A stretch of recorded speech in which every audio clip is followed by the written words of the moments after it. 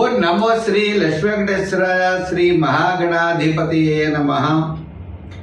ఉగ్రం వీరం మహావిష్ణుం జ్వలంతం సర్వతోముఖం నృసింహం భీషణం భద్రం మృత్యుర్నమామ్యహం.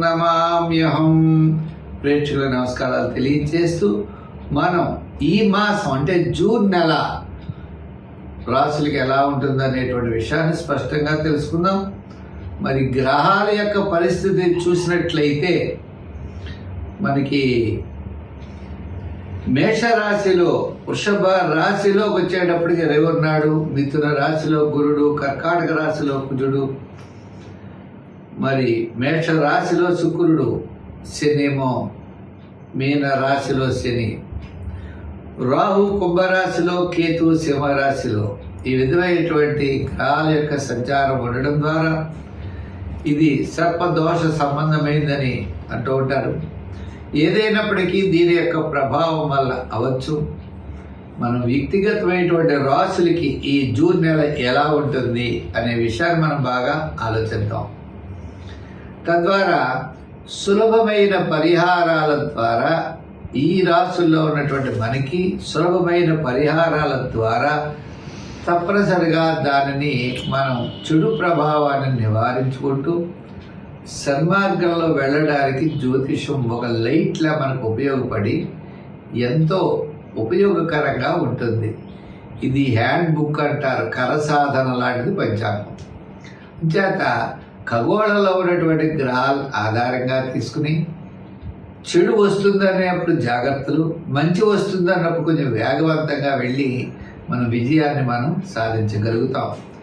చెడు వస్తుందన్నప్పుడు ఏ సులభమైనటువంటి పరిహారాల ద్వారా దాన్ని మనం నివారించుకోవచ్చు అనే ఆలోచనతో ముందుకు వెళ్ళాలి.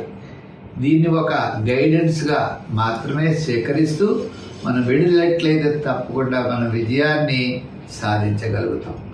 రెండో విషయం, ఉద్యమేన సిద్ధ్యంతి కార్యాణి మనోరథై. మన యొక్క ప్రయత్నం తప్పనిసరిగా ఉండాలి. ప్రయత్నం చేతనే విజయం సాధిస్తామనేటువంటి విషయాన్ని కూడా మీరు తెలుసుకోవాలి. మా కార్యక్రమం మీకు నచ్చినట్లయితే లైక్ చేసి షేర్ చేయండి. ప్రతి ఒక్కరు కూడా ఈ కార్యక్రమాన్ని 10 మందికి అందిస్తారని ఆశిస్తూ, మిథున రాశి, ఈ మిథున రాశి వారికి మిశ్రమైనటువంటి ఫలితాలు ఉన్నాయి.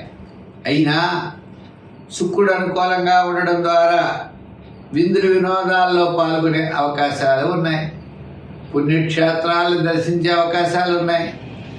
విశ్రాంతి గృహాలని దర్శించే అవకాశాలు ఉన్నాయి. అంటే మానసికమైన ప్రశాంత వాతావరణం అయితే తప్పనిసరిగా ఉంటుంది. అయితే ఇంకా జూపిటర్, సాటర్న్, రాహు ఇలా గ్రహముల యొక్క బలం మిశ్రమంగా ఉండడం ద్వారా, గురుబలం అనుకూలంగా లేకపోవడం ద్వారా కుటుంబ ఆర్థిక సంతానపరమైన వ్యవహారాల్లో నిదానముగా నడుచుకోవాలి. శని ప్రభావం ఉండడం ద్వారా, అంటే అనుకూలంగా లేకపోవడం ద్వారా ఆరోగ్య సూత్రాలను పాటించాలి. ఇలా గ్రహముల యొక్క బలం మిశ్రమైనటువంటి ఫలితాలు కనపడడం ద్వారా ప్రతి పని కూడా ఈ మాసంలో చాలా ఆనందకరంగా గడిచినప్పటికీ దీర్ఘకాలిక ప్రయోజనాన్ని ఇచ్చేటువంటి పనులైతే మాత్రం ముందుకు వెళ్ళాం. అందుచేత మరి ఈ రాశి వారు విద్యార్థులైనట్లయితే దక్షిణామూర్తిని బాగా పూజించాలి. రాజకీయ నాయకులు సూర్య ఆరాధన చేయాలి. వృత్తుల వారు వెంకటేశ్వర స్వామిని ఆరాధించాలి. వ్యాపార పరంగా కూడా వెంకటేశ్వర ఆరాధన చేయాలి. నూతనమైన వ్యాపారాల్లో పెద్దగా యోగించే అవకాశాలు లేవు. సామాన్యమైనటువంటి వ్యాపారమే జరిగే అవకాశాలు ఉన్నాయి. అందుచేత ఈ రాశి వారికి, మరి న్యాయవాదులకి, వైద్యులకి, వీరందరికీ కూడా పని ఉంటుంది. ఆర్థికంగా తక్కువ డబ్బులు ఉండేటువంటి అవకాశాలు ఉన్నాయి. ఇంకా ఐటీ రంగం వారికి, షేర్స్కి, చిన్న చిన్న వృత్తుల వారికి కాస్త పూర్వార్థం కంటే తరువాత భాగంలో కాస్త అనుకూలమైన వాతావరణం ఉన్నది. ఏదైనప్పటికీ ఈ రాశి వారు ఈ మాసములో అన్ని విషయములలో శ్రద్ధ వహించాలి. అనవసరమైన వ్యవహారాలకి దూరంగా ఉండాలి. విషయముల యందు శ్రద్ధ, పట్టుదల, చాలా కష్టపడితే కానీ మనం విజయం సాధించేటువంటి పరిస్థితులు అయితే లేవు. ఈ రాశి వారు తప్పనిసరిగా నవగ్రహారాధన చెయ్యండి. నవగ్రహాల చుట్టూ ప్రదర్శనలు చేయండి. నవగ్రహ స్తోత్రాన్ని పఠించండి. శివారాధన చేయండి. దత్తాత్రేయుడి యొక్క పారాయణ ప్రతిరోజు చేయండి. గురువార నియమం ఖచ్చితంగా పెట్టుకోండి. ఆ వేళ దానాల్లో శనగలు ముత్తైదులు ఇవ్వచ్చును, లేదా స్వీట్లు పంచిపెట్టవచ్చు. ఈ విధంగా అయినా గురువారం నాడు శనగపిండి సంబంధమైన వస్తువులను చేయండి.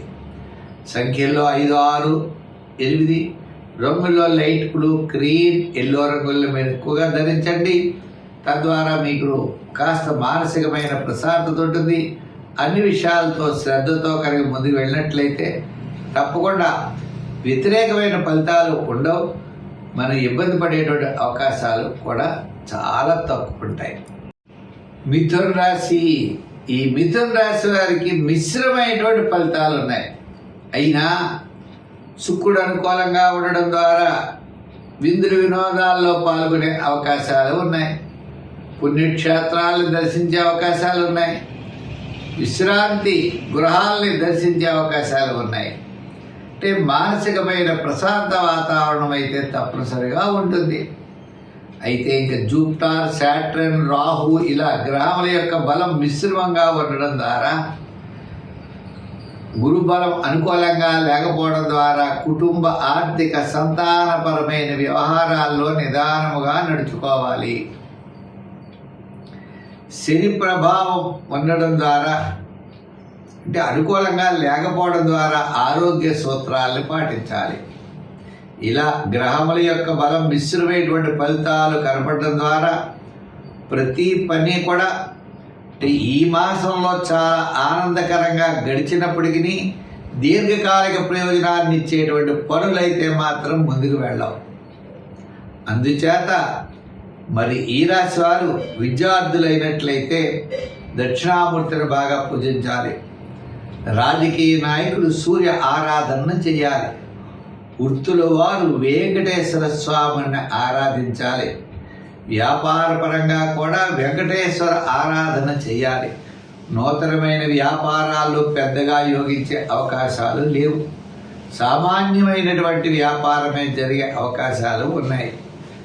అందుచేత ఈ రాశి వారికి మరి న్యాయవాదులకి, వైద్యులకి, వీరందరికీ కూడా పని ఉంటుంది. ఆర్థికంగా తక్కువ డబ్బులు ఉండేటువంటి అవకాశాలు ఉన్నాయి.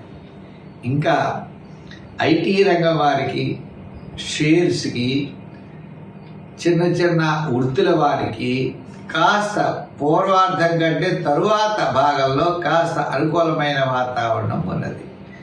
ఏదైనప్పటికీ ఈ రాశి వారు ఈ మాసములో అన్ని విషయాల్లో శ్రద్ధ వహించాలి.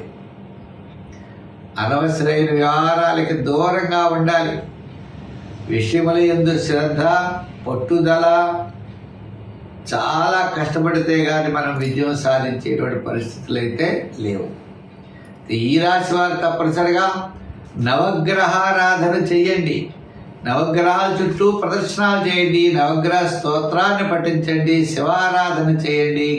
దత్తాత్రేయుడి యొక్క పారాయణ ప్రతిరోజు చేయండి. గురువార నియమం ఖచ్చితంగా పెట్టుకోండి. ఆ వేళ దానాల్లో శనగలు ముత్తైదులు ఇవ్వచ్చును, లేదా స్వీట్లు పంచిపెట్టవచ్చు. ఈ విధంగా అయినా గురువారం నాడు శనగపిండి సంబంధమైన వస్తువులను చేయండి. సంఖ్యల్లో 5, 6, 8 రంగుల్లో లైట్ బ్లూ, గ్రీన్, ఎల్లో రంగుల్లో మీరు ఎక్కువగా ధరించండి. తద్వారా మీకు కాస్త మానసికమైన ప్రశాంతత ఉంటుంది. అన్ని విషయాలతో శ్రద్ధతో కనుక ముందుకు వెళ్ళినట్లయితే తప్పకుండా వ్యతిరేకమైన ఫలితాలు ఉండవు.